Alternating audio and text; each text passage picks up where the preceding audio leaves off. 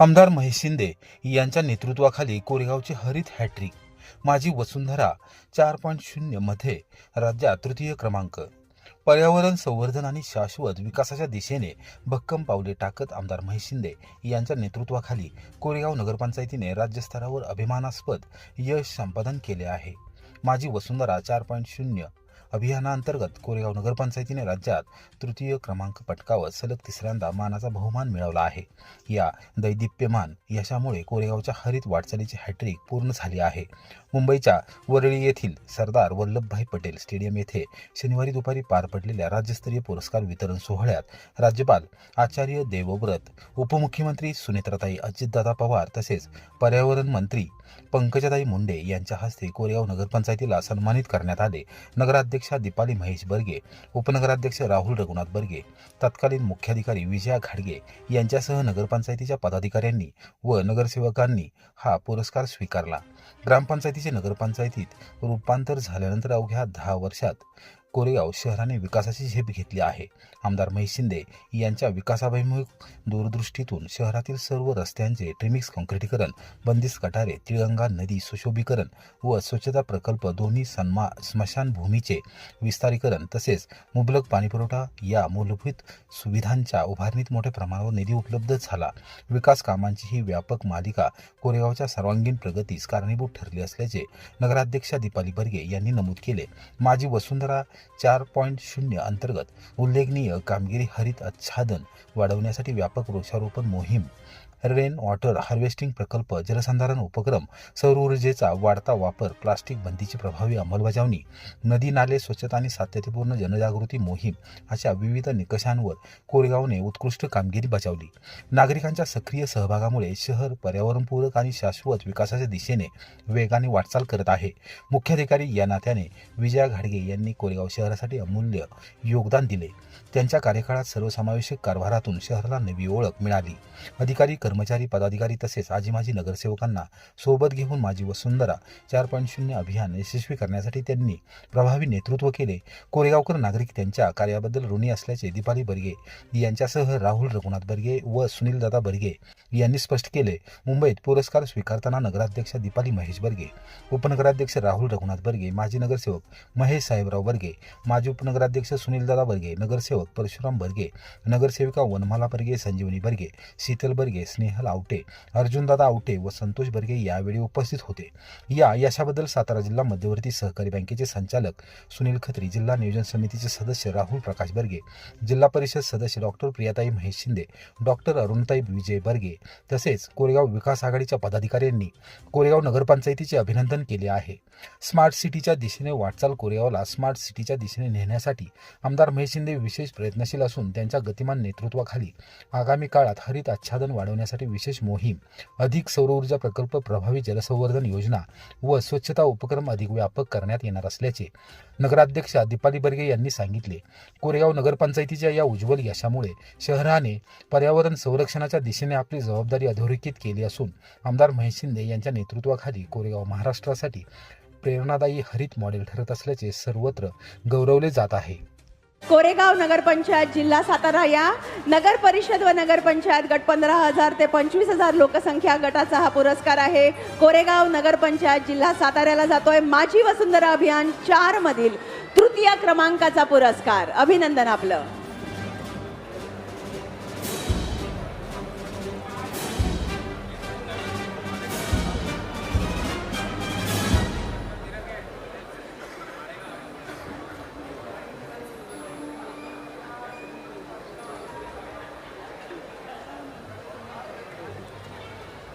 धन्यवाद। पुढील पुरस्कार नगर परिषद व नगर पंचायत गट 15,000 ते 25,000 लोकसंख्या गट।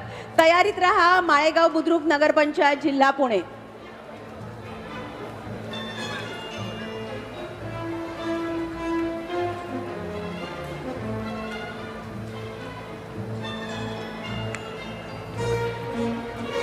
धन्यवाद। माळेगाव बुद्रुक नगर पंचायत जिल्हा पुणे।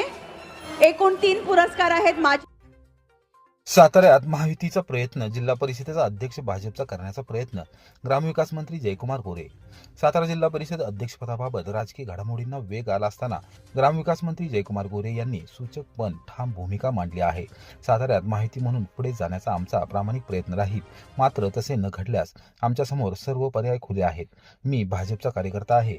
जिल्हा परिषदेचा अध्यक्ष भाजपचा व्हावा असा निश्चित प्रयत्न राहील, असे त्यांनी स्पष्ट केले. सातारा जिल्हा परिषदेचा अध्यक्ष भाजपचाच व्हावा यासाठी पक्षाचे प्रयत्न सुरू असल्याचे गोरे यांनी स्पष्ट केले. याबाबत मुख्यमंत्री देवेंद्र फडणवीस वरिष्ठ पातळीवर चर्चा करत असल्याची माहितीही त्यांनी दिली. महायुतीची एकजूट टिकवून जिल्ह्यात सत्ता स्थापनेचा प्रयत्न असेल, मात्र राजकीय समीकरणे बदलल्यास पर्यायी रणनीती आखण्यास आम्ही सक्षम आहोत, असे त्यांनी नमूद केले.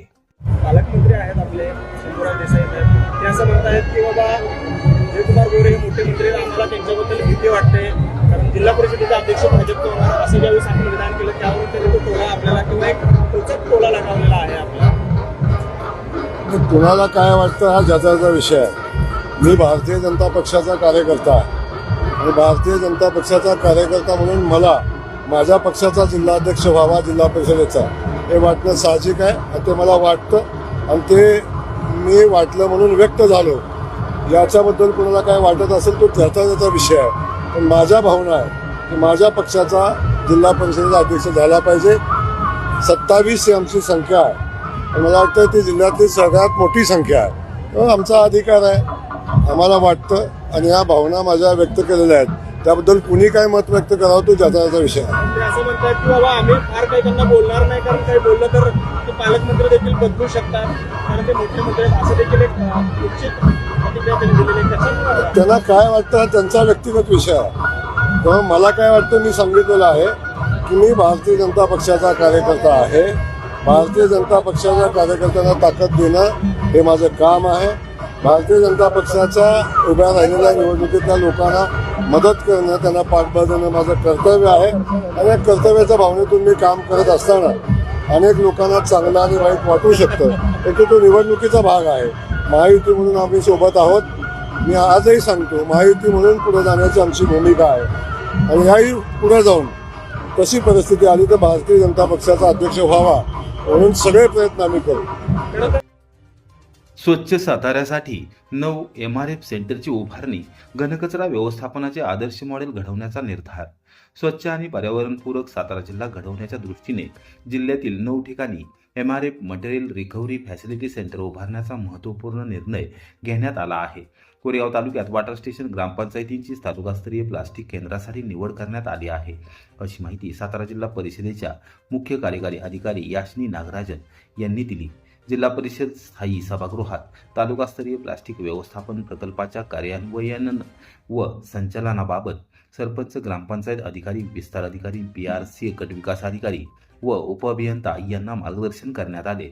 बैठकीस नेहरू फाउंडेशन फॉर डेव्हलपमेंटच्या सेंटर फॉर एन्व्हायरमेंट एज्युकेशन दिल्लीचे वरिष्ठ कार्यक्रम संचालक प्रभज्योत सोधी, प्रकल्प संचालक विश्वास सिंग, उपमुख्य कार्यकारी अधिकारी निलेश घुले, कार्यकारी अभियंता गौरव चक्के तसेच विविध तालुक्यांचे गटविकास अधिकारी यावेळी उपस्थित होते. यावेळी नागराजन यांनी सांगितले की तालुकास्तरीय घनकचरा व्यवस्थापन प्रकल्पाच्या माध्यमातून कचरा व्यवस्थापनाचे उत्कृष्ट व व्यवसायाधारित मॉडेल विकसित करण्यात येणार आहे. या उपक्रमाच्या पूर्वतयारीसाठी प्रत्येक ग्रामपंचायतीत कुटुंब पातळीवर कचरा वर्गीकरणाबाबत व्यापक जनजागृती मोहीम राबवण्याचे निर्देश देण्यात आले आहेत. सर्व संबंधित यंत्रणांनी समन्वयाने काम केल्यास सातारा जिल्हा घनकचरा व्यवस्थापनाचे आदर्श मॉडेल ठरू शकते, असा विश्वास त्यांनी व्यक्त केला. शिरवळ येथे MRF सेंटर उभारण्यात आले असून त्यासाठी CEE संस्थेमार्फत आवश्यक मार्गदर्शन देण्यात आले आहे. जिल्ह्यातील इतर प्रकल्पांनाही अशाच प्रकारे तांत्रिक सहकार्य दिले जाणार आहे. मल्हारपेठ, तरडगाव, पाचवड, पुशेगाव वॉटर स्टेशन, मृदुळ, कोळे, वरणे, पांगरी आणि मसूर या ग्रामपंचायतीची तालुकास्तरीय प्लास्टिक केंद्रासाठी निवड करण्यात आली असून संबंधित गावांचे सरपंच व अधिकारी यावेळी उपस्थित होते. वाठार स्टेशनवर रेल्वे तिकिटांचा काळा बाजार उघड. सुरक्षा पथकाच्या धाडीत 2 एजंट ताब्यात. 60,000ची तिकिटे जप्त. पुणे मिरज मार्गावरील महत्त्वाचे स्थानक असलेल्या वाठार रेल्वे स्थानक येथे रेल्वे तिकिटांचा सुरू असलेला काळा बाजार अखेर उघडकीस आला आहे. रेल्वे स्थानकात बेकायदेशीरपणे तिकिटांची विक्री होत असल्याच्या सातत्यपूर्ण तक्रारीनंतर रेल्वे सुरक्षा बल अर्थात आरपीएफच्या दक्षता पथकाने गुरुवारी सकाळी धाड टाकत 2 जणांना ताब्यात घेतले. या कारवाईत तब्बल 60,000 रुपयांच्या रेल्वे तिकिटांची जप्त करण्यात आलेले आहेत. मिळालेल्या माहितीनुसार ताब्यात घेण्यात आलेले दोघेही स्थानिक असून एकाची पानटपरी तर दुसऱ्याचे झेरॉक्स सेंटर आहे. या आडोशाला त्यांचा तिकिटांचा काळा बाजार फोफवला होता. संशयित रोज मोठ्या प्रमाणात रिझर्वेशन फॉर्म भरून स्वतःचा मोबाईल नंबर देत OTPच्या माध्यमातून तिकिटे काढत आणि ती गरजू प्रवाशांना जादा दराने विकत होते. पुणे मिरज रेल्वे मार्गावरील हे स्थानक कोरेगाव, खटाव आणि फलटण तालुक्यातील हजारो प्रवाशांसाठी जीवनरेखा मानले जाते. मात्र गेल्या काही महिन्यांपासून येथे तिकिटांचा कृत्रिम तुटवडा निर्माण करून काळाबाजार केला जात असल्याच्या तक्रारी होत्या. विशेषतः HD अर्थात हाय डिमांड गाड्यांचे आरक्षण मिळवण्यासाठी सामान्य प्रवाशांना मोठा आर्थिक भुर्दंड सहन करावा लागत होता. दक्षता पथकाच्या रडारवर हे एजंट अनेक दिवस होते. मात्र त्यांच्या हा चालाकीमुळे ते जाळ्यात सापडत नव्हते. अखेर अचूक व्यूहरचनेनंतर कारवाई करत आरपीएफने त्यांचा खेळ खल्लास केला. या धाडीनंतर रेल्वे प्रवाशांमध्ये समाधानाचे वातावरण आहे. सामान्य माणसाच्या हक्कासाठी तिकिटांवर डल्ला मारणाऱ्यांवर कठोर कारवाई व्हावी अशी तीव्र प्रतिक्रिया प्रवाशांकडून व्यक्त होत आहे. दरम्यान कोरेगाव तालुक्यातील रहमतपूर स्थानकावरही अशाच प्रकारे काळाबाजार सुरू असल्याच्या तक्रारी असून तेथेही तात्काळ विशेष मोहीम राबवावी अशी मागणी रेल्वे प्रवासी संघटनेने केली आहे. सामान्य प्रवाशांच्या खिशावर डाका टाकणाऱ्या या काळाबाजारांना कायद्याचा चाबूक बसल्याने प्रवाशांनी सुटकेचा निश्वास टाकला आहे. आता अशा प्रकारांना कायमचा आळा बसणार का, याकडे सर्वांचे लक्ष लागले आहे. तासवडे टोल नाक्यावर पोलिसांची धडक कारवाई. 20,000ची विदेशी दारू जप्त. युवक ताब्यात. पुणे बंगळुरू आशियाई महामार्गावरील तासवडे टोलनाका येथे तळबीड पोलिसांनी सापळा रचून केलेल्या धडक कारवाईत सुमारे 20,000 रुपयांची विदेशी दारू जप्त करण्यात आली असून एका युवकास चौकशीसाठी ताब्यात घेण्यात आले आहे. ही कारवाई सहाय्यक पोलीस निरीक्षक रवींद्र भोरे यांच्या नेतृत्वाखाली करण्यात आली. पोलिसांनी संशयावरून दुचाकीची तपासणी केली असता वाहनात विनापरवाना विदेशी दारू आढळून आली. त्यानंतर संबंधित युवकास ताब्यात घेण्यात आले. ताब्यात घेण्यात आलेला युवक वैभव सुखदेव कोरडे, राहणार गोवारे, तालुका कराड असा असून त्याच्याकडून विदेशी दारूसह दुचाकी व इतर मुद्देमाल जप्त करण्यात आला आहे. या प्रकरणी तळबीड पोलीस ठाण्यात गुन्हा दाखल करण्यात आला असून पुढील तपास सुरू आहे. दरम्यान सहाय्यक पोलीस निरीक्षक रवींद्र भोरे यांनी नुकतीच उंब्रज येथून बदलून तळबीड पोलीस ठाण्याची सूत्रे हाती घेतली आहेत. पदभार स्वीकारताच त्यांनी बेकायदा व्यवसायांवर कारवाईचा बडगा उगारत कारवाईची सुरुवात केल्याने परिसरात समाधान व्यक्त होत आहे.